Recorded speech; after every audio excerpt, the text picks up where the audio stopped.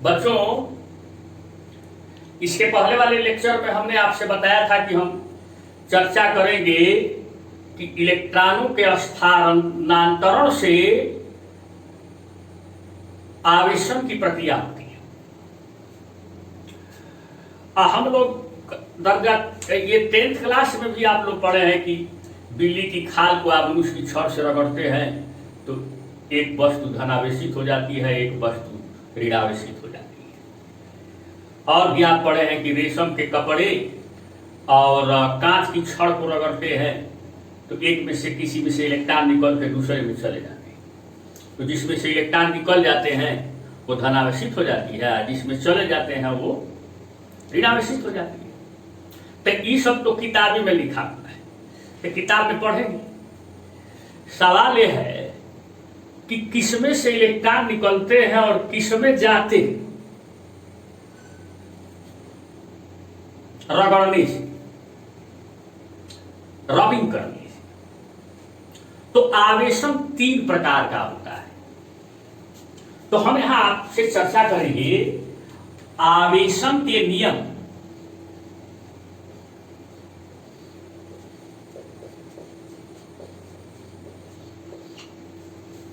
Laws of charging, कैसे charge होता है। तब पहला नियम है घर्षण द्वारा।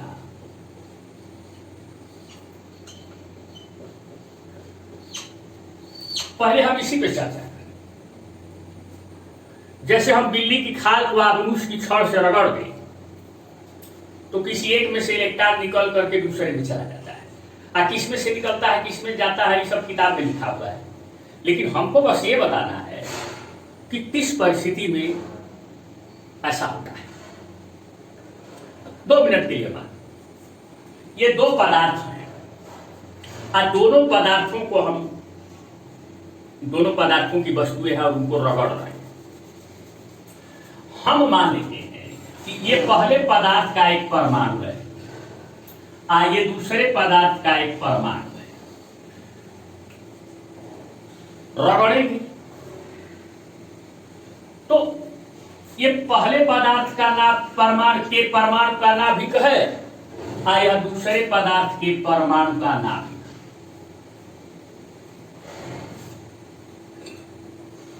यहां पहले पदार्थ की कक्षा के इलेक्ट्रॉन है, यहां दूसरे पदार्थ की कक्षा के इलेक्ट्रॉन के परमाणु की कक्षा के इलेक्ट्रॉन है। एक पर एक तो परमाणु हम दिखा दिए, ज्यादा नहीं दिखाए, आपको समझाना है बस। 2 मिनट के लिए मान, अगर ये दोनों 2 पदार्थों के परमाणु हैं तो इनके नाभिक में प्रोटॉनों की संख्या बराबर होगी? नहीं, अलग अलग। तो कक्षा में इलेक्ट्रॉनों की संख्या बराबर होगी? नहीं, अलग अलग। तो इनके नाभिक और कक्षा के इलेक्ट्रॉनों के बीच आकर्षण बल बराबर होगा? नहीं, अलग अलग होगा। तो जब अलग अलग होगा तो एक पदार्थ के परमाणुओं के नाभिक और इलेक्ट्रॉनों के बीच लगने वाला आकर्षण बल दूसरे पदार्थ के परमाणुओं के नाभिक और इलेक्ट्रॉनों के बीच लगे हुए आकर्षण बल से अधिक होगा। यानी किसी एक में अधिक होगा आकर्षण बल नाभिक और कक्षा के इलेक्ट्रॉनों के बीच, और दूसरे में नाभिक और इलेक्ट्रॉनों के बीच लगने वाला जो आकर्षण बल होगा वो कम। और जब दोनों को हम रगड़ेंगे तो रगड़ते समय हम दोनों को समान ऊर्जा देते हैं, दोनों वस्तुओं को समान ऊर्जा देते हैं। तो दोनों वस्तुओं के परमाणुओं के कक्षाओं के इलेक्ट्रॉनों को समान ऊर्जा मिलती है। और जब ऊर्जा मिलती है तो थोड़ा दिमाग लगा के सोचो कि अगर तो जब ऊर्जा मिलती है तो इलेक्ट्रॉन उस ऊर्जा को लेकर के इतनी ऊर्जा प्राप्त कर लेते हैं कि नाभिक के प्रोटॉन के आकर्षण बल से मुक्त हो सकते हैं। लेकिन सवाल इतना है कि इसमें से किस परमाणु, किस पदार्थ के परमाणु के नाभिक, किस पदार्थ के परमाणु के कक्षा का इलेक्ट्रॉन किस पदार्थ में जाएगा। थोड़ी देर के लिए मान लो कि इसमें इस पदार्थ के परमाणुओं के नाभिक और कक्षा के इलेक्ट्रॉनों के बीच आकर्षण अधिक है। आकर्षण अधिक है। इस पदार्थ के परमाणुओं के नाभिक और कक्षा के इलेक्ट्रॉनों के बीच आकर्षण कम है। तो जब रगड़ेंगे असमान ऊर्जा दी, तब पहले कौन सा इलेक्ट्रॉन कितनी ऊर्जा ग्रहण कर लेगा, किस पदार्थ के परमाणु की कक्षा का इलेक्ट्रॉन कितनी ऊर्जा ग्रहण कर लेगा कि अपनी कक्षा से बाहर निकल जाए। थोड़ा सा सोचने पर साफ समझ में आ रहा है कि जिस पदार्थ के परमाणुओं के नाभिक और कक्षा के इलेक्ट्रॉनों के बीच आकर्षण बल कम है, उसी के इलेक्ट्रॉन निकले, पहले निकले। जब निकलेंगे तो रगड़ रहे हैं, तो कहाँ जाएंगे? जिससे रगड़ रहे हैं उसी में जाएंगे। तो वो बगल वाले जिससे आप रगड़ रहे हैं उसमें चले जाते हैं। जब जाते हैं तो उसी कक्षा में अटक जाएंगे, क्योंकि वहां पर तो आकर्षण बल अधिक है। और इस तरह से जिसमें से इलेक्ट्रॉन निकले वो ऋणावेशित हो गया, और जिसमें इलेक्ट्रॉन गए, नहीं, जिसमें से इलेक्ट्रॉन निकले वो धनावेशित हो गया, और जिसमें इलेक्ट्रॉन गए वो ऋणावेशित हो गया, निगेटिव चार्ज उस पे आते। ऐसे ही घर्षण के द्वारा, फ्रिक्शन के द्वारा हम दोनों वस्तुओं को आवेशित कर सकते हैं। इसमें एक बात तो तय है कि धनावेश, जितना इस पर धनावेश चढ़ेगा उतना ही इस पर ऋणावेश चढ़ेगा। ये घर्षण की प्रक्रिया में होता है, घर्षण की प्रक्रिया में होता है।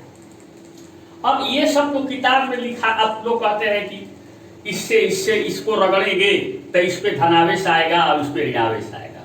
तो कोई देखा है भीतर घुस के? थोड़े।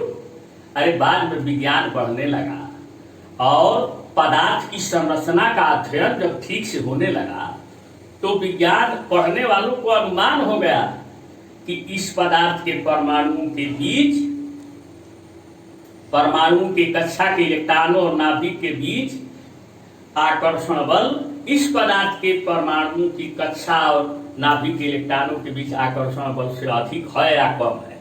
इस आधार पर चूंकि विज्ञान आगे बढ़ गया तो उसको मालूम हो गया कि भाई इसमें से इलेक्ट्रॉन निकले होंगे और उसमें गए। तो समझने वाली बात तो बस इतनी ही है। बाकी तक किताब में लिखा ही हुआ है कि इसको इससे रगड़ेंगे तो इसमें से इलेक्ट्रॉन निकल गए। हमको तो बस ये बताना था कि क्यों जाएंगे।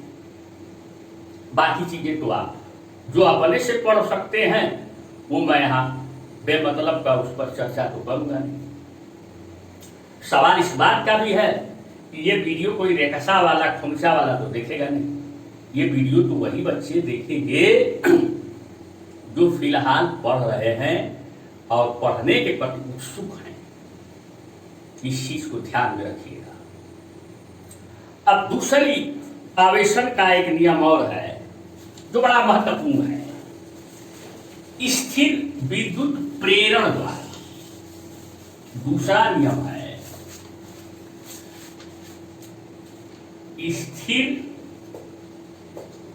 विद्युत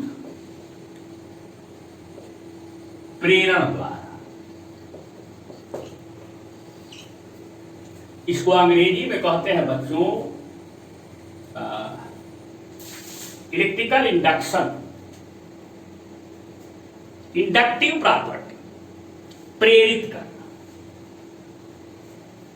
प्रेरणा से। अब जैसे मान लो यहां पर एक धातु का गोला है, इसको किसी कुचालक स्टैंड पर रख दो। कि कुचालक सुचालक के बारे में तो दर्जा 10th में पढ़े हो, थोड़ा बहुत तो जानते हो। माने इसमें आवेश कुचालक स्टैंड पर इसलिए रखते हैं क्योंकि इसमें से होकर के आवेश का प्रवाह नहीं होता, और किसी विधि से इसमें से इलेक्ट्रॉनों को निकाल। मान लीजिए कोई मेथड हम अप्लाई कर दिए और हम इसमें से इलेक्ट्रॉनों को निकाल, तो ये धनावेशित हो गया। मान लीजिए इसके पृष्ठ पर धनावेश आ गया,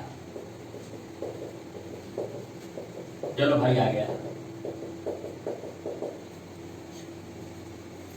उसके बाद एक और धातु का गोला, इस पर आप कोई आवेश नहीं दिए, यह अनावेशित है, और इसको भी एक कुचालक स्टैंड पर खड़ा कर दीजिए और इसके समीप रख।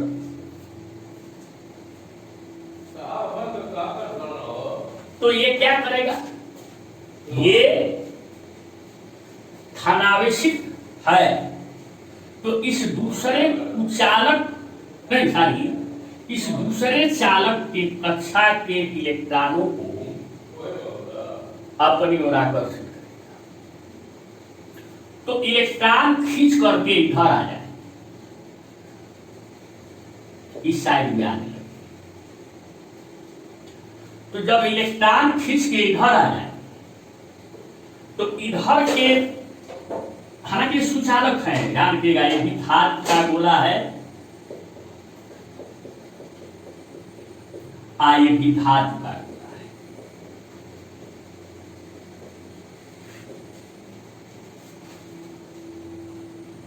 तो जब इलेक्ट्रॉन इधर खींच के आ जाएंगे तो इधर क्या बचेगा? परमाणु के वे परमाणु बचेंगे जिनकी कक्षा के इलेक्ट्रॉन इधर खींच गए, तो वे परमाणु क्या? धनावेशित। तो आपने देखा कि इस साइड में ऋणावेशित हो गया और उस साइड में धनावेशित हो गया। अब एक काम और करेंगे, पृथ्वी, आगे चलकर हम पृथ्वी की चर्चा करेंगे। पृथ्वी एक ऐसा चालक है जो जहां आवेश होता है उसको नष्ट कर दे।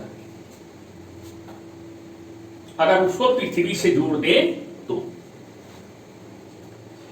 तो हमें काम करते हैं, यहां से इसको हम पृथ्वी से जोड़ दें।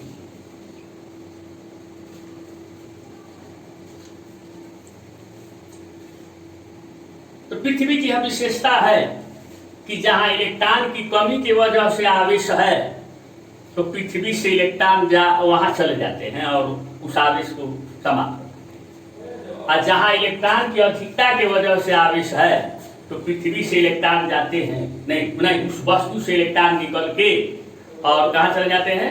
पृथ्वी में चले जाते हैं और वहां आवेश समाप्त हो जाते हैं। तो अब पृथ्वी से इलेक्ट्रॉन लोग चलेंगे और आ करके यहाँ ये जो धनावेश है, यानी जितनी परमाणुओं की कक्षाएं इलेक्ट्रॉन विहीन है उसमें जा करके उसको समाप्त पूरा कर देंगे। तो माने इस साइड में आवेश खत्म हो गया। तो अब सवाल ये उठता है कि अब तो यह वस्तु ऋणावेशित हो गई, तो इस पर जो आवेश था, मान लीजिए यह, इसका नाम हम मान लेते हैं क्यू है, इस पर जो आवेश है इसका नाम हम मान लेते हैं क्यू डैश है। क्या मान लेते हैं? Q dash. तो ये जो क्यू है इसने प्रेरित किया, इसलिए इस क्यू को कहते हैं प्रेरक आवेश। क्या कहते हैं? प्रेरक आवेश। ठीक है। और यह जो क्यू डैश है यह इस क्यू के कारण प्रेरित हुआ, आया, इसलिए इस क्यू डैश को हम प्रेरित आवेश कहते हैं। क्या कहते हैं? प्रेरित आवेश। अब सवाल यह है कि क्या हमेशा यह प्रेरक आवेश प्रेरित आवेश के बराबर होता है? नहीं। देख, प्रेरक आवेश और प्रेरित आवेश के बीच में एक संबंध होता है, और उस संबंध यहां लिख रहे हैं बच्चों, क्यू डैश बराबर 1 - 1/k, यहां पे Q। ऐसे हम लिखते हैं, ऐसे लिखते हैं। अब आप कहेंगे कि कहां से आ गया? तो हर बात को अगले अभी आगे चल करके ना आप पढ़ेंगे कि कहां से आ गया, लेकिन यहां परिचय दे रहे हैं कि ये होता है, आइए सिद्ध किया जाएगा। तो यहां पर अब एक सवाल है, अब देखिए यहां क्यू डैश को तो आप जान ही गए, ये क्या है? प्रेरित आवेश है जो इस पर आया। क्यू को आप जान गए, या प्रेरक आवेश है जो ये है जिसने प्रेरित किया। लेकिन के क्या है? के जो है उस पदार्थ का, के बराबर उस पदार्थ का परावैद्युतांक, इसको अंग्रेजी में डाई इलेक्ट्रिक कांस्टेंट कहते हैं। उस पदार्थ का परावैद्युतांक है जिस पर आवेश प्रेरित हुआ है, जिस पर आवेश प्रेरित हुआ है। तो किस पर आवेश प्रेरित हुआ है? इस पर हुआ है ना, इस पर हुआ है, तो इसका परावैद्युतांक है। अब आप कहेंगे कि एक और आफत आ गई कि परावैद्युतांक कौन सी वाला है? अरे भाई, इसके बारे में भी आगे बताया जाएगा, आगे बताया जाएगा। सब यही जानेंगे तो कैसे काम चलेगा। अब एक चीज बताए, कभी क्या ये बराबर हो सकते हैं? क्या है प्रेरक आवेश और ये प्रेरित आवेश कभी बराबर हो सकते हैं? एक बार बराबर हो सकते हैं। देखिए, धातु के लिए परावैद्युतांक के का मान अनंत होता है।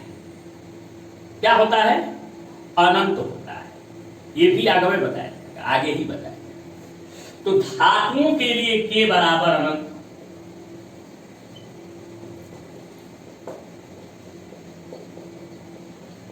अनंत, यही ना अनंत इसी को कहते हैं, अनंत। तो अगर धातुओं के लिए के बराबर अनंत इस सूत्र में रखेंगे तो देखिए क्या मिलता है। तो क्यू डैश बराबर 1 - 1/, अनंत रख दे, अनंत आहै हो गया क्यू। तो 1/अनंत क्या होता है बच्चों? 0। तो क्यू डैश बराबर 1 - 0 क्यू। 1 में से 0 घटाएंगे तो 1 रहेगा। तो क्यू डैश